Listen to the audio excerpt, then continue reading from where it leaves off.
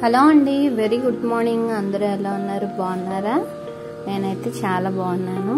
ఇవాళ అయితే బర్బటితో 2 varieties of curries అయితే చేస్తున్నాను అనమాట. ఫస్ట్ రెసిపీ వచ్చేసి టమాటో బర్బటి కర్రీ అండి. దానికి సన్నగా కట్ చేసుకున్న ఆనియన్స్ కలర్ పెట్టుకొని ముందుగా ఆయిల్ వేసుకొని ఒక 2 స్పూన్స్ సన్నగా కట్ చేసుకున్న ఆనియన్స్, పోపు దినుసులు, కరివేపాకు, వెల్లుల్లి అన్నీ వేసుకోవాలి. ఎండుమిర్చి వేసుకొని ఆ తర్వాత అవి బాగా వేగాక అప్పుడు మనం బర్బటీలని చిన్న చిన్న ముక్కలుగా కట్ చేసుకుని ఉంచుకుంటాం కదా, వాటిని శుభ్రంగా కడుక్కొని అప్పుడు వేసుకొని ఒక 10 నిమిషాల పాటు మూత పెట్టుకొని మగ్గించుకోవాలన్నమాట. అవి బాగా మగ్గుతాయి.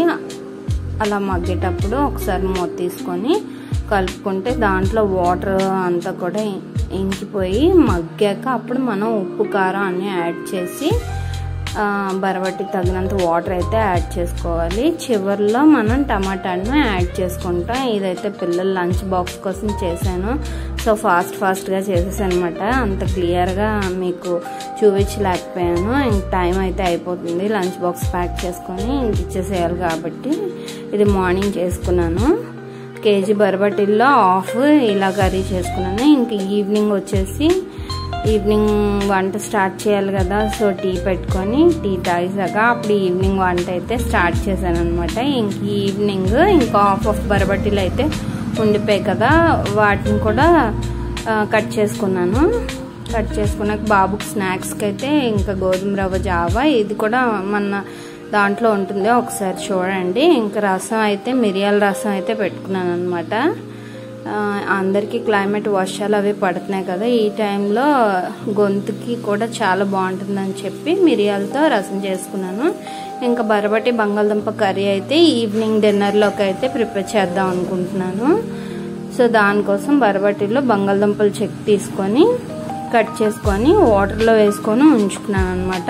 ఇంకా కళాయి పెట్టుకొని ఆయిల్ వేసుకొని మనం ఆనియన్స్ కట్ చేసుకుంటాం కదా, వాటిని బాగా వేయించుకొని దాంట్లో పోపు దినుసులు, కరివేపాకు, వెల్లుల్లి, పచ్చిమిర్చి అన్నీ వేసేసుకొని బాగా వేగాక అప్పుడు ఈ బర్బటీలను కూడా వేసుకొని బంగాళదుంప ముక్కలను కూడా వేసేసుకొని మగ్గించుకోవాలన్నమాట. అలా మగ్గాక కాస్త ఉప్పు వేసుకొని మగ్గించుకున్నాక ఇంకా అది కూడా దగ్గరికి మగ్గాక అప్పుడు కర్రీకి సరిపడేట్టు ఉప్పు, కారం కూడా వేసుకొని తగినన్ని నీళ్ళు పోసుకొని ఇంకించుకోవాలి. దీంట్లో అయితే టమాటా వేయలేదు.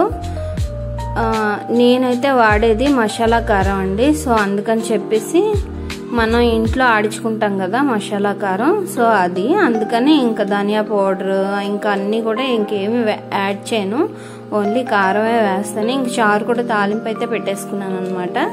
సో ఈ కర్రీకి కూడా ఇది మగ్గుతుంది ఒక 10 నిమిషాలు. అలా మగ్గాక అప్పుడు మనం ఉప్పు, కారం సరిపడేట్టుగా యాడ్ చేసుకొని వాటర్ వేసుకుంటే ఈ కర్రీ టేస్ట్ అయితే మాత్రం సూపర్ అంటే సూపర్గా వచ్చింది. ఇంకా పిల్లలు కూడా చాలా ఇష్టంగా తిన్నారనమాట. మార్నింగ్ మరి లంచ్ బాక్స్లోకి పెట్టే కర్రీ అంతగా నచ్చలేదు. ఎందుకో నాకు ఈ మధ్య టమాటా వేసే కర్రీస్ నచ్చడం లేదు. సో అందుకని చెప్పి టమాటా కొంచెం తగ్గిద్దామని ఇంక ఇందులో అయితే టమాటా యాడ్ చేయలేదన్నమాట. సో ఈ కర్రీ అయితే సూపర్ అంటే సూపర్గా వచ్చింది. మీరు కూడా తప్పకుండా ట్రై చేయండి. ఈ 2 వెరైటీ కర్రీస్లో మీకు ఎలా వండితే నచ్చుతుందో కామెంట్ చేయండి. ఇంకా నా ప్రీవియస్ వీడియోస్ కూడా చూసి నచ్చినట్లయితేనే లైక్ చేయండి, సబ్స్క్రైబ్ చేయండి. మీ ఫ్రెండ్స్ అండ్ ఫ్యామిలీ మెంబర్స్కి యూజ్ అవుతుంది అనుకుంటే షేర్ చేయండి. ఇంకా ఈవినింగ్ ఇలా అయిపోయాక అందరం కలిసి కూర్చొని ఇంకా డిన్నర్ అయితే చేసేసాం అనమాట. ఇప్పుడు ఉండే కాలంలో అందరూ కలిసి డిన్నర్ చేయడం అన్నది చాలా గొప్ప విషయం అండి. మీ అందరు కూడా ఇలా ట్రై చేయండి. ఓకే అండి, బాయ్.